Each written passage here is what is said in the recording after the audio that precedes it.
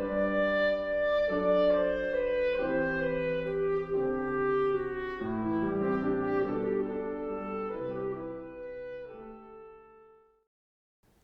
one of the things that is important to do at the beginning of a retreat or beginning of even a short time with oneself is to know what is the most important thing to you. What's really of interest, of sincere, curious, wanting to know. Because we can easily be distracted and spend our life energy wondering, speculating, philosophizing, imagining, believing, all of these ways that we can go out from ourselves and feel that pull outward. Or we can use that same energy to just investigate what's really here, what's really doing the imagining, the philosophizing, the believing. What is that? So it's really turning around and looking really within.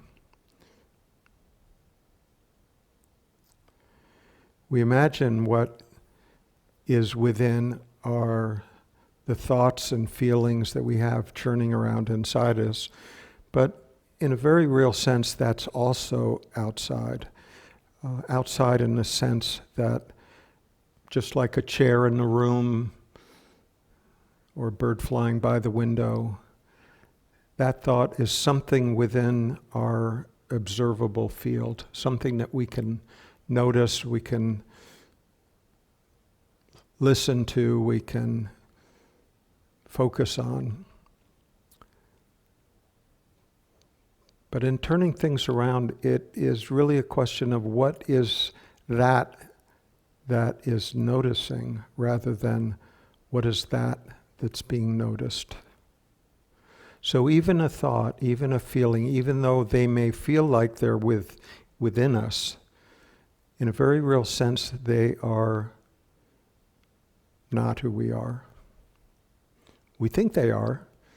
We've been told that they are. We've been told that what we think is what we are. Our beliefs do define us.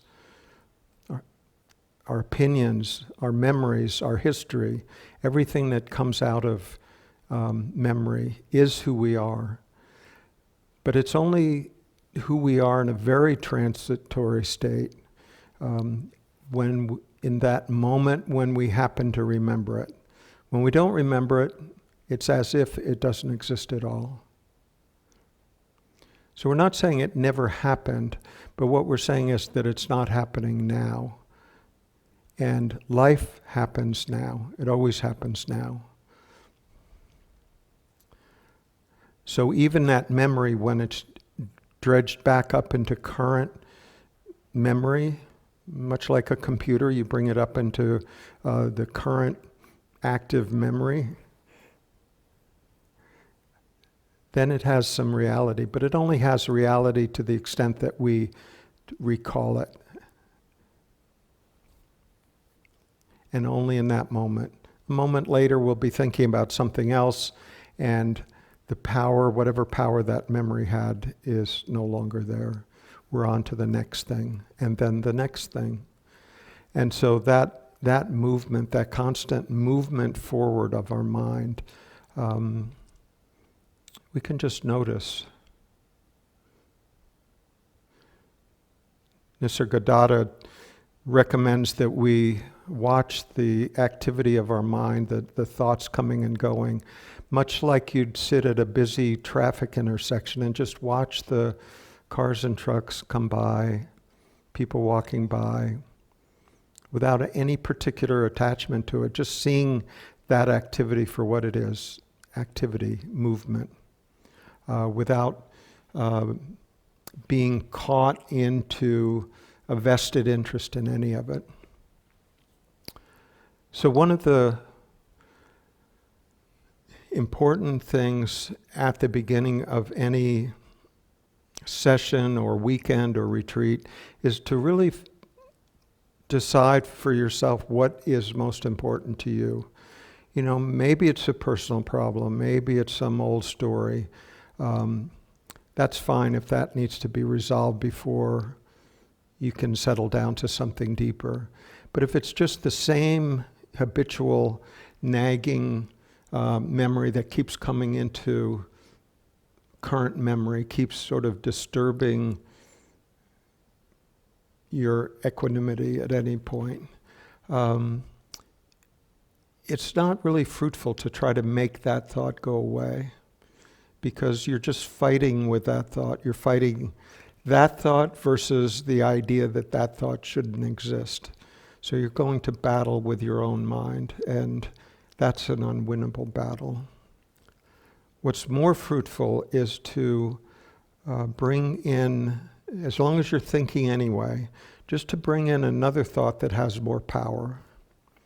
And a thought that has more power might be the most important thing to you.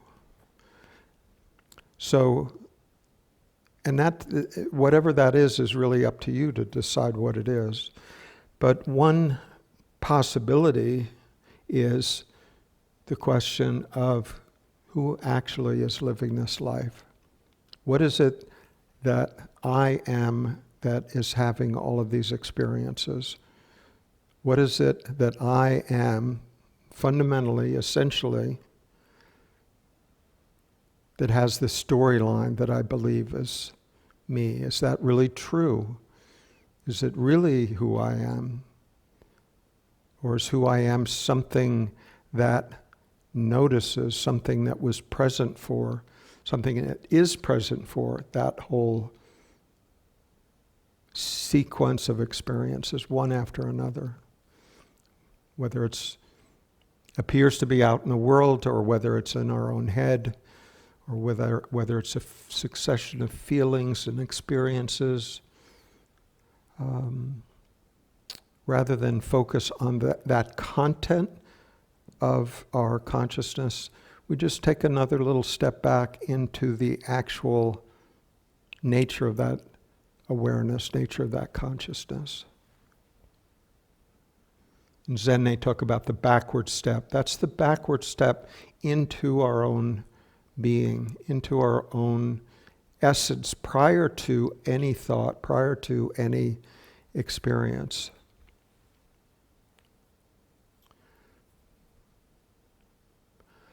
So if that investigation is the most important thing to you, to find out what that actually is, then use that intensity to bring back to the mind as you find other thoughts engaging you, what time it is, what else do I have to do, is this a really worthwhile activity, whatever the other mind-generated thoughts are.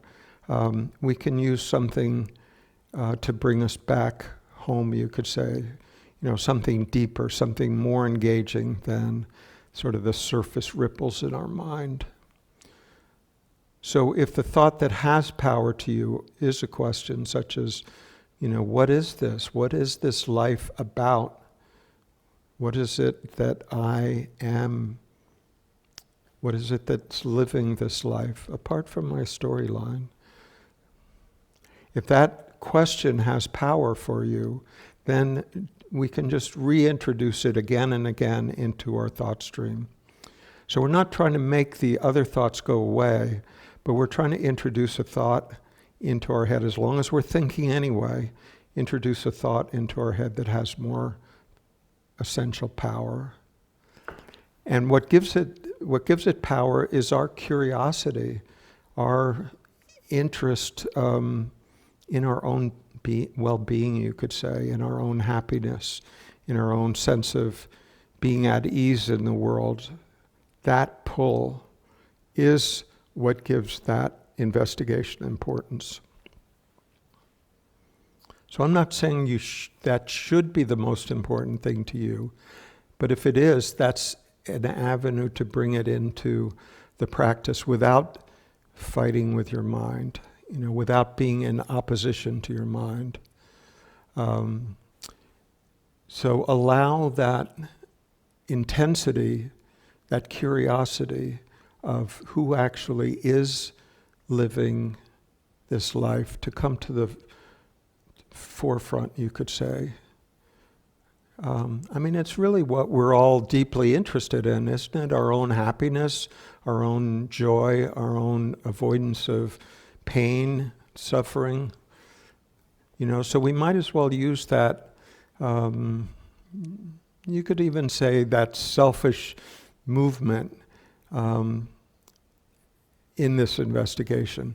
It's not really selfish. It sounds like it is, but it's really the deep interest in our own well-being. We find out that our own well-being is ultimately not a personal thing. So that's why I say it's not ultimately selfish.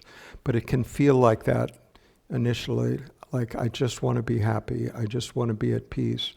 We all feel that, so let's use that energy to just investigate it more deeply rather than say, I want to be happy, therefore I think I'll turn on a movie, or I think I'll, eat more ice cream, or whatever our addiction happens to be.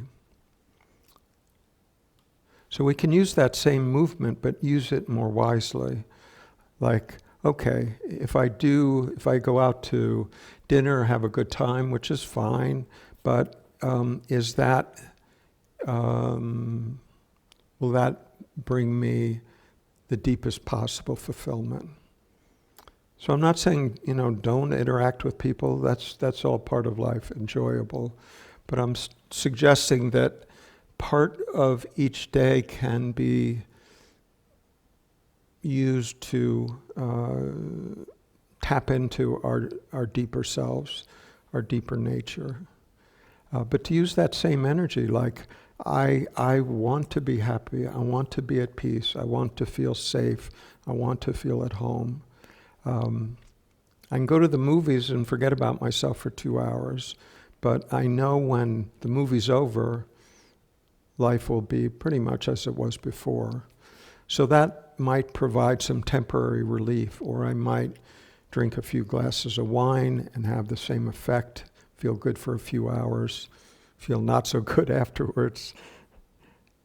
But so we can use that same movement of wanting to find peace and contentment and fulfillment, but just use it more wisely. Like, okay, I've tried all of those things. They provide some relief. I know it's temporary.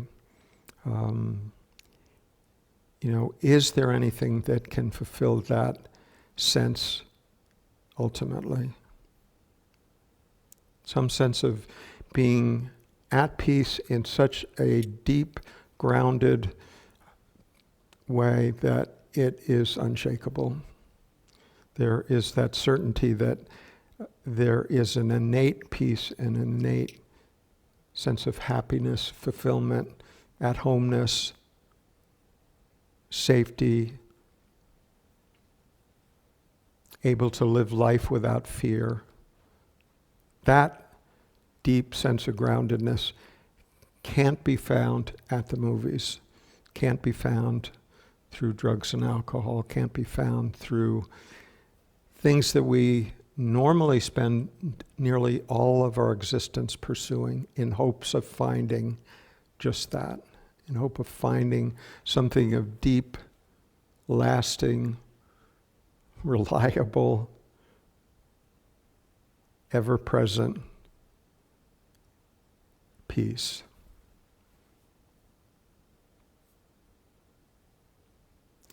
And it's really found using that same energy, that energy of really investigating what is most important to me. So all of this movement that we do out, hopefully earlier in our lives, so we have a chance to learn, is that exploration is useful. It's like it's actually quite scientific in a way. It's like a good scientist will say, okay, I'm going to test this theory out. I don't know what the results will be, Maybe my theory will be correct, maybe it won't, but after I do the test, I'll know, yes, this theory is true or this theory is false, and then I'll go on and explore another test with that knowledge that I've gained from the first test. So in this sense, in our exploration of life, it's very much the same. We've heard growing up that the key to happiness is success, a degree of wealth, degree of social recognition, et cetera, et cetera. So we can pursue all those things to see if it's really true, like a good scientist.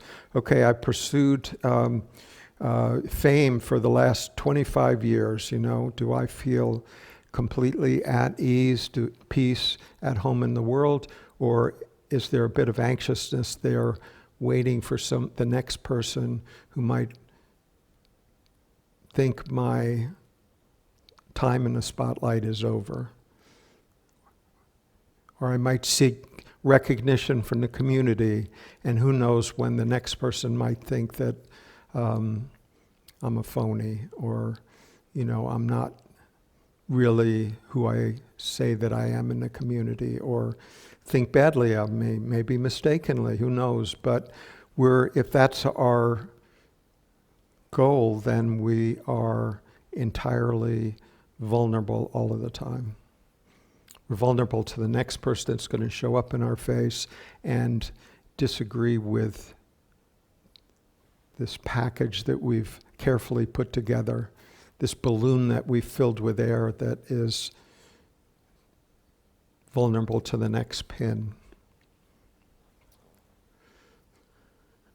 So that's all a useful exploration, to go out in the world, try it out, see if it works, see if it's ultimately fulfilling, see that there are some perks to it, there is some joy, there is some happiness there, but there is not permanent fulfillment. That's good information. It's not wasted time. Just like the scientist does an experiment, the experiment doesn't turn out like he thought it was, doesn't mean that the experiment was worthless. It means that something was learned that wasn't known before. So all this sense of, I made a mistake, committed a sin, it's an exploration. We tried it out. It didn't result in what we deeply wanted, which for everybody is not all that dissimilar. It's really about happiness and peace and contentment, fulfillment, sense of safety, sense of love. It's just a question of how we go about that. So it seems like this is the way it works, that we explore everything else, every possible avenue that we can believe will lead to peace and happiness down that path. We chase it down that path as far as we can. We find out, yes, it had some benefits, had some good times, but as long as we're doing it out of this personal need, out of this personal lack, we find out that ultimately those outward journeys have a very limited payback.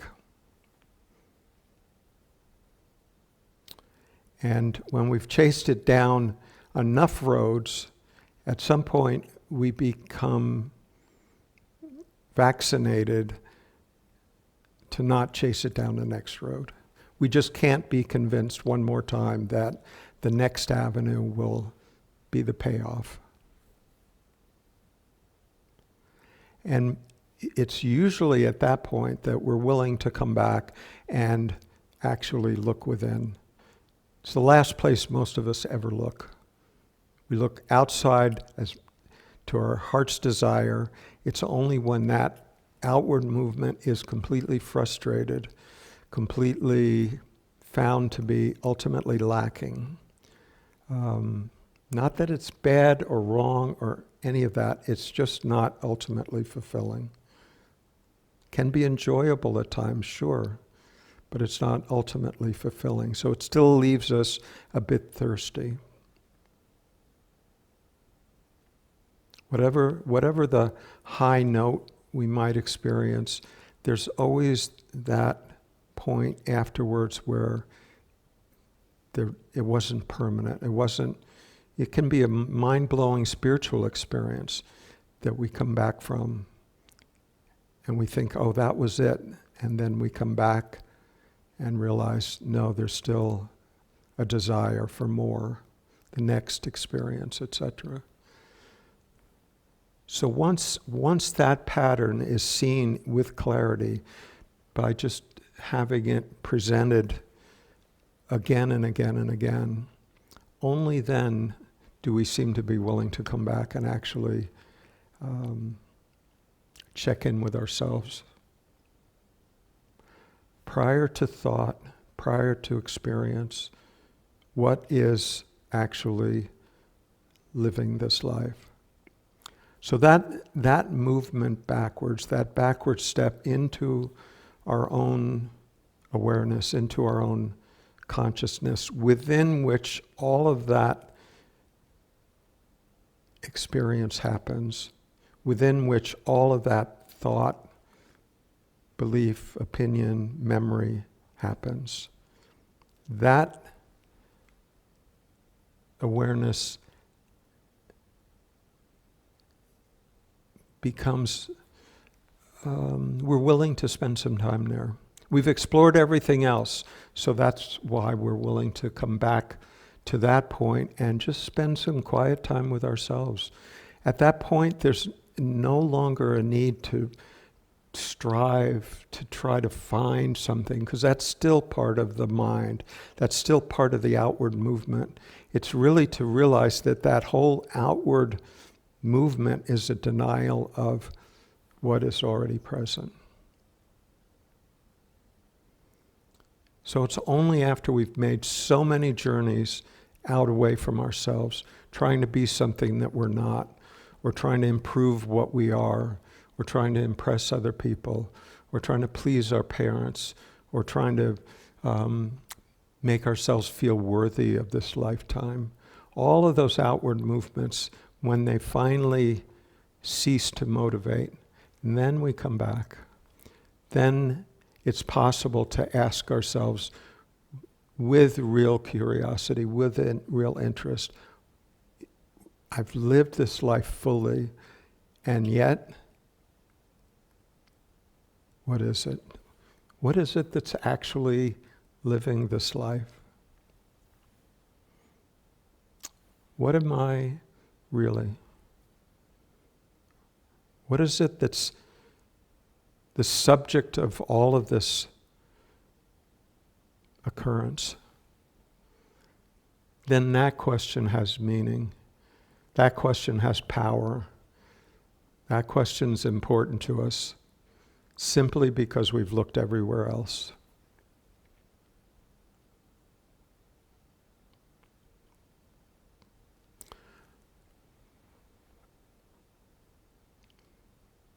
When that question becomes the most important thing,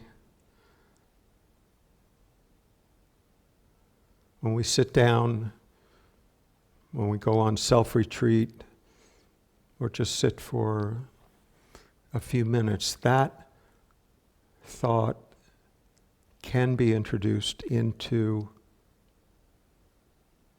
perhaps the busyness of our minds. The thoughts in our minds may still be there. That's not really a problem.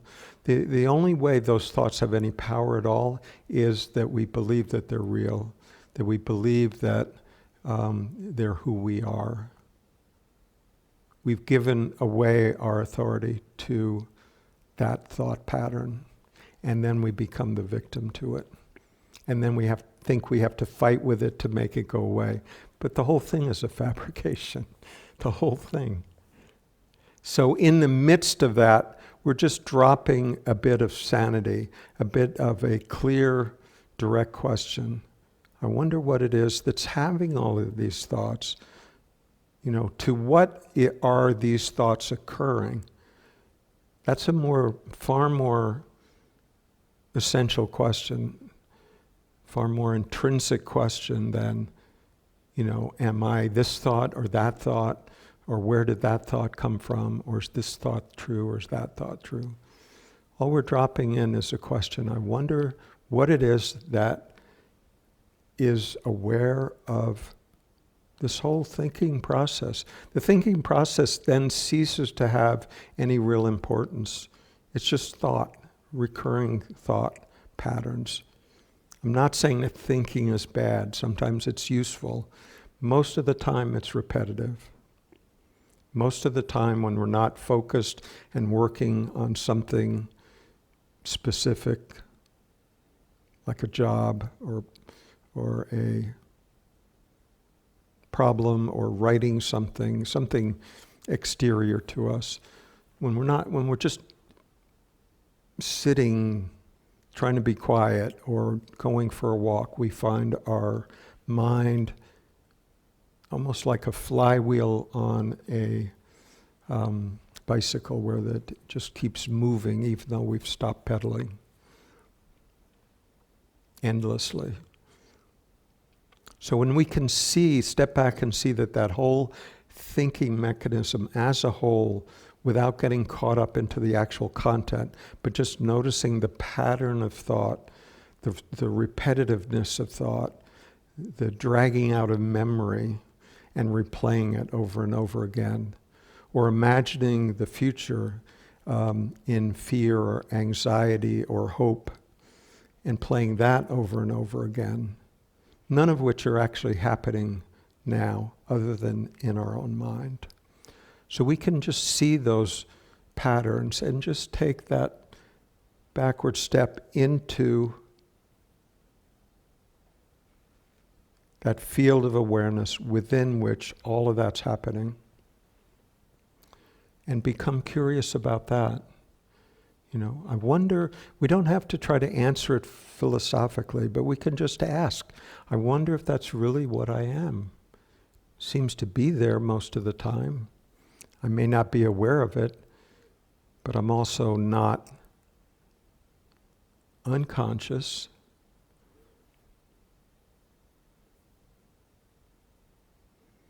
So what is that? What is that mystery of consciousness, mystery of awareness? Because it's not a thing, right? It's not that consciousness isn't something we can step back and look at. Because what's looking is the consciousness. The only way we can step back and look at consciousness is to turn it into an idea, right? We can experience it, we can be it, we just can't look at it. So we're not trying to analyze it, we're not trying to figure it out, we're not trying to solve the mystery. The journey is really to allow ourselves to really sink into the mystery, really become the mystery, realize that this life that we're living is mysterious, that we have no idea how it's happening. We can try to explain it in terms of biology, etc., but where's this life energy? What is actually living through this form, through this body, through this mind? What is that? So when those kind of questions get to the top of the list for you, then there's movement. Then transformation is really possible, because we're getting to the heart of the matter. We've looked everywhere else, we've come back home, we're going to get to the heart of the matter. What is it that's actually living this life? I've explored life, I know what's out there, I know the pleasures it can give, I know the pains that it can give. But I'm going to find out what is actually present for this life, what's actually living this life. And that's not a question to be answered. It sounds like it's asked in that way, but it's not. It's really a question to draw us into that mystery. Because when we ask the question, like, what am I? We come up blank, right? We don't say, well, I'm this and that and this and that. We can do that, but it's never really satisfactory. Never really tells the whole story. Never really, it scratches the surface, that's about it. So the question itself is really meant to pull us beyond conceptual thought, pull us beyond the ability of our minds to put it into a box. It's really to pull us beyond the conceptual realm into what's real, into what's changeless. We have the transitory existence, changing moment to moment, transitory thought pattern, transitory feelings, all of that impermanent, right? Always changing. Is that where we're going to place the flag of our identity? Or is there something more essential, closer to home, more intimate? That's what that question is really meant to do, is to pull us into that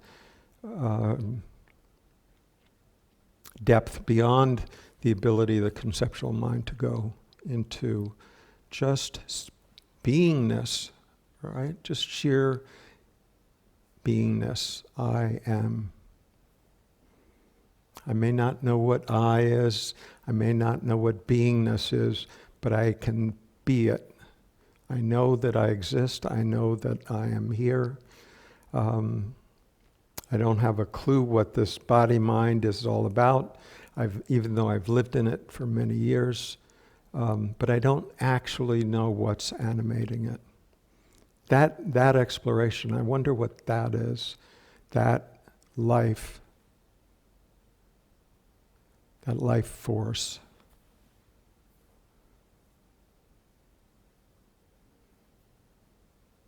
So when that becomes the most important thing, the most important question to explore, then we're really on the home stretch. We're really getting into the neighborhood of grace, into the neighborhood where we're coming back to source, back to home ground, back to who we really are.